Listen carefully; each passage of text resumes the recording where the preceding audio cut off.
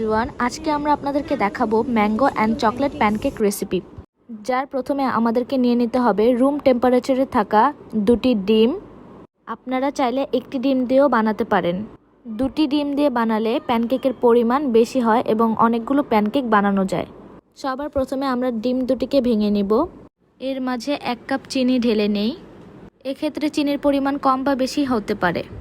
তারপর আমরা দিয়ে নেব 2 টেবিল স্পুন সয়াবিন তেল। আপনারা যে কোনো ব্র্যান্ডের সয়াবিন তেল ব্যবহার করতে পারেন। এখন আমরা দিয়ে নেব 1 কাপ পরিমাণ দুধ। অবশ্যই দুধটা জাল করে ঠান্ডা করে নিতে হবে। তারপর আমরা কাঁটা চামচ দিয়ে একটু মিক্সড করে পুরো মিশ্রণটি ব্লেন্ডারে দিয়ে দিব। এক্ষেত্রে প্যানকেকটি সফট হবে এবং অতি দ্রুত সময়ে বানানো সম্ভব হবে। কিন্তু খেয়াল রাখতে হবে ব্লেন্ড করার সময় বেশি স্পিডে ব্লেন্ড করা যাবে না। ব্লেন্ড করা মিশ্রণটি পরিষ্কার পাত্রে ঢেলে নেই। মিশ্রণটিতে 2 কাপ পরিমাণ ছেঁকে নেওয়া আটা ঢেলে নেই। যেহেতু আমরা 2 প্রকার প্যানকেক বানাবো, একটি চকলেট এবং একটি ম্যাঙ্গো, তাই কিছুটা পরিমাণ আলাদা করে নেব। তারপর আমরা 1 টেবিল চামচ বেকিং পাউডার অ্যাড করে নেব। ম্যাঙ্গো প্যানকেক তৈরি করার জন্য আমরা এখানে ম্যাঙ্গো পেস্ট ব্যবহার করব। পুরো মিশ্রণটিতে আমরা এখন ম্যাঙ্গো পেস্টটা ঢেলে নিব। ম্যাঙ্গো পেস্ট তৈরি করতে এখানে আমি পাকা আম ব্যবহার করেছি একটি। ম্যাঙ্গো পেস্টটি মিশ্রণের সাথে অ্যাড করার পর আপনারা দেখতেই পাচ্ছেন কত সুন্দর একটি কালার এখানে এসেছে। বাচ্চাদের বিকেলের নাস্তা কিংবা বাচ্চাদের টিফিনের জন্য এটি খুবই হেলদি খাবার এবং অতি দ্রুত সময়ে এটি আপনারা বাসায় বসে বানিয়ে ফেলতে পারবেন। এখন আমরা পাশে থাকা বাকি মিশ্রণটিতে কোকো পাউডার মিক্সড করে নেব। অবশ্যই কোকো পাউডারটি চেলে নিতে হবে।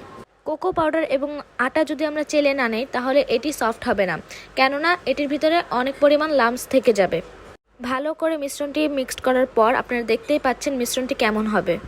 অবশ্যই খেয়াল রাখতে হবে মিশ্রণটি যেন এর চেয়ে পাতলা না হয়। এখন আমরা চুলায় লো হিটে প্যানকেকগুলো দিয়ে দিব।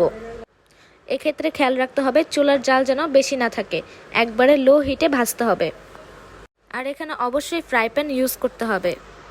প্যানকেকগুলো চুলায় দেওয়ার 5 থেকে 7 মিনিটের মাথায় হয়ে যায়। এক্ষেত্রে বেশিক্ষণ সময় চুলায় রাখলে প্যানকেকগুলো পুড়ে যাবে।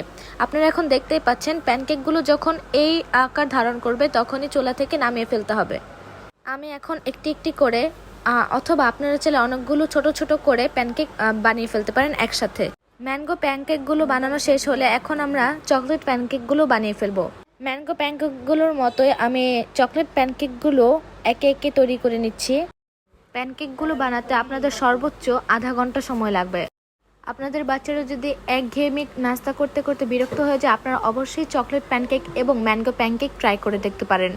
ম্যাঙ্গো প্যানকেক তৈরিতে যেহেতু আমরা খাঁটি আম ব্যবহার করেছি, সেহেতু এখানে পর্যাপ্ত পরিমাণ ভিটামিন এবং ক্যালোরি আপনারা পাচ্ছেন।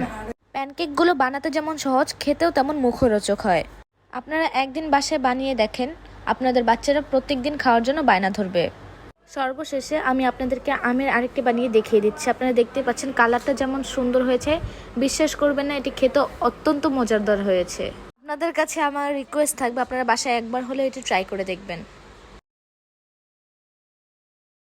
আমাদের প্যানকেক বানানো ডান। আপনারা দেখতেই পাচ্ছেন এটা দেখতে কতটা সুন্দর এবং মজাদার লাগছে। ভেতরটা দেখতেই পাচ্ছেন কতটা সফট হয়েছে। Thank you guys, see you all.